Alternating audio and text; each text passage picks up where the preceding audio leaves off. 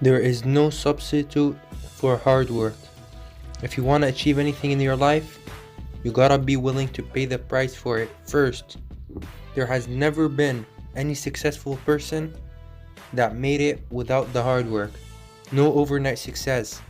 It's all hard work, commitment, dedication, and discipline. And one sure thing is that it's not easy getting to the top, or else everyone would get there if it was easy. But how it works is, you get what you give.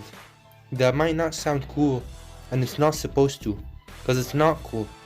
On your way to greatness, you'll feel like quitting, and you'll have every reason to quit. However, you'll only keep up if you really want it, and if you're really hungry for it, because you know that it's worth it. So if you do want it that bad, keep up the hustle and the grind.